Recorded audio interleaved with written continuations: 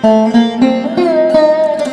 पार्वती पतई हर हर महादेव शिव शंभु पार्वती।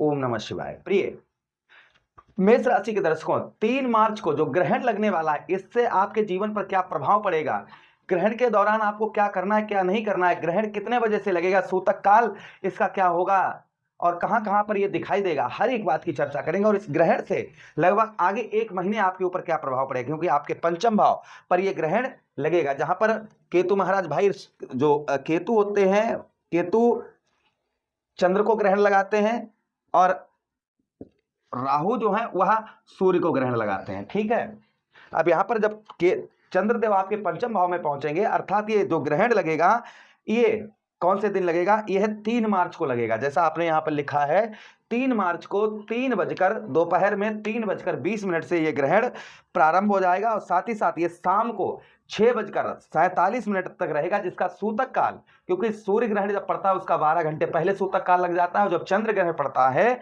तो उसका सूतक काल 9 घंटे पहले लग जाता है। अर्थात इसका सूतक काल जो है वह सुबह 6:47 पर लगेगा। इस समय पर आपको क्या करना है क्या नहीं करना है, पहले ये चर्चा कर लेते हैं। उसके बाद आपके पंचम भाव पर यह ग्रहण, काफी लोगों को इससे उत्तम भी प्रभाव पड़ता है, अच्छा भी प्रभाव पड़ता है, काफी लोगों को बहुत ज्यादा सावधानी भी बरतनी होती है। लोग काफी डरपा देते हैं कि हाँ इस ग्रहण से ये होगा वो होगा, आपके जीवन पर ये हो जाएगा। यहाँ पर स्पष्ट आपको यहाँ पर हम बताएंगे इस वाकई में इस चंद्र ग्रहण से आपके जीवन पर क्या प्रभाव पड़ेगा, क्या आपको सावधानी बरतनी है, एक एक बात की चर्चा करेंगे। चलिए प्रोग्राम को प्रारंभ करते हैं और समझने का प्रयास करते हैं।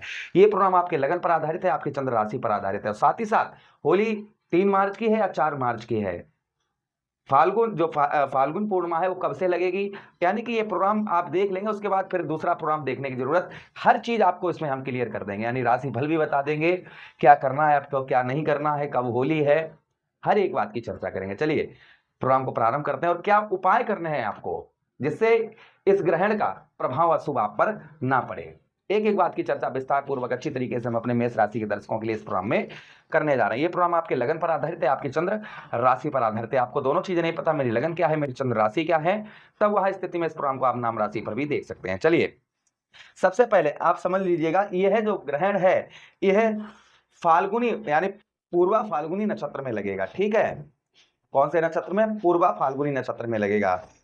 ये जो ग्रहण है जैसा हमने आपको टाइम बताया कि ये दोपहर में 3:20 से प्रारंभ हो जाएगा, शाम को 6:47 तक रहेगा। इसका सूतक काल सुबह 6:30 पर 20 मिनट पर लग जाएगा।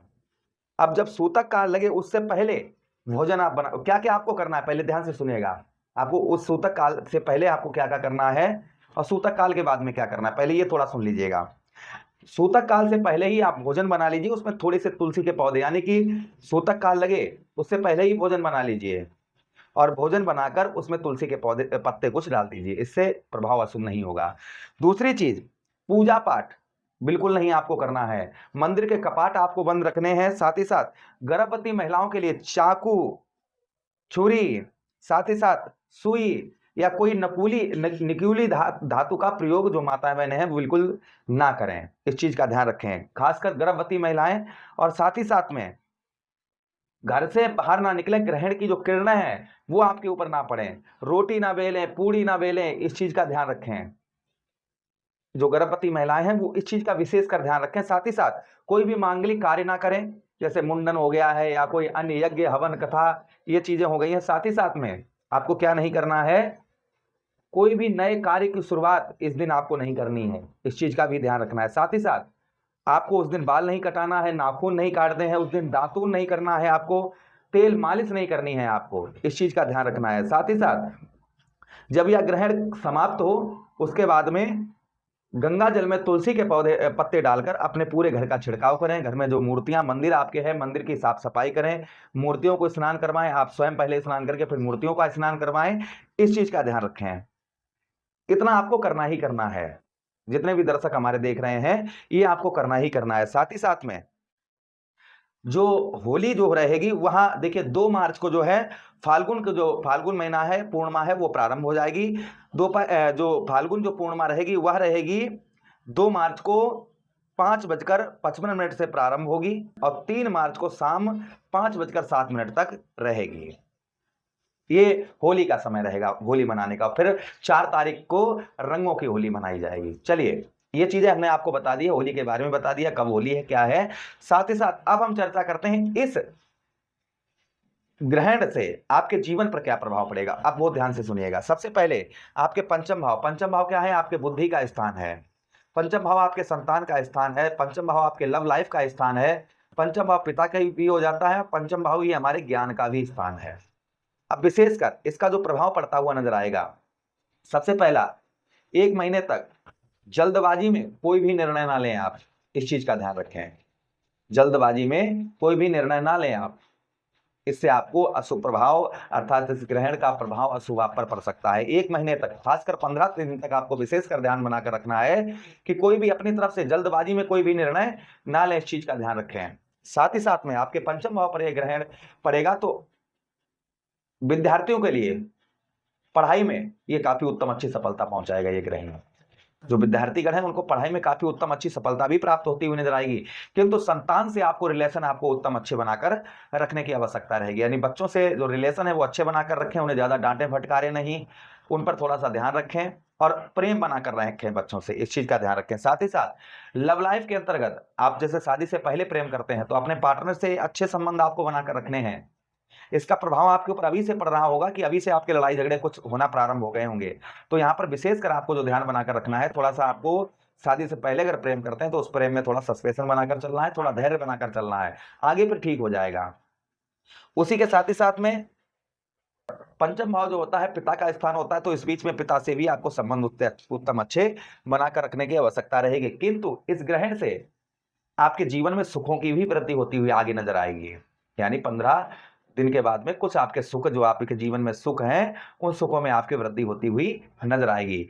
अब ध्यान से सुनिए, जब तक ये ग्रहण चले तब तक या तो आप महामृत्युंजय का जप करें या ओम नमः शिवाय मंत्र का पाठ करें, या फिर आप जो है क्या कर सकते हैं, आप जो है भगवान शिव का ध्यान करें। भगवान शिव का ध्यान करने से इस ग्रहण का कोई भी अशुभ प्रभाव आप पर नहीं पड़ेगा। उपाय क्या करने हैं? जब ये चंद्र ग्रहण पड़ जाए तो उसके बाद में आप जो उपाय करिएगा वो ध्यान से सुनिएगा।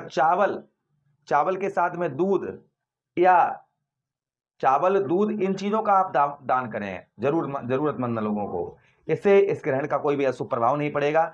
शिव चालीसा का पाठ करें, इससे भी कोई भी आपको परेशानी आप नहीं होगी। उसी के साथ ही साथ में आप क्या करिएगा, सोमवार के दिन ही विशेषकर आपको उपाय करना है कि बबूल या फिर आप जो है शिवलिंग पर कच्चे दूध से अभिषेक करें। इससे भी कोई भी अशुभ प्रभाव आपके ऊपर नहीं पड़ेगा। साथ ही साथ आप क्या कर सकते हैं, आप जो उपाय कर सकते हैं वह ये कर सकते हैं, चांदी के पात्र में दूसरे दिन चंद्रदेव को अर्घ दें या फिर आप पलाश के पात्र में चंद्रदेव को अर्घ दें।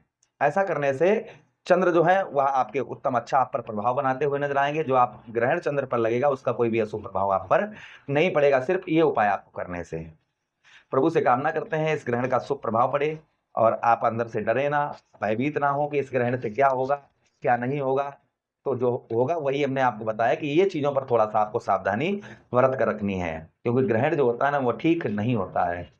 आशा कर रहे हैं प्रोग्राम काफी अच्छा आप लोगों को लगा होगा। लगा है तो लाइक कर दीजिए, चैनल को सब्सक्राइब कर दीजिएगा। यह प्रोग्राम अपने मित्रों के पास शेयर कर दीजिए, हमें आदेश दीजिएगा। राधे राधे, हरे कृष्णा, प्रणाम।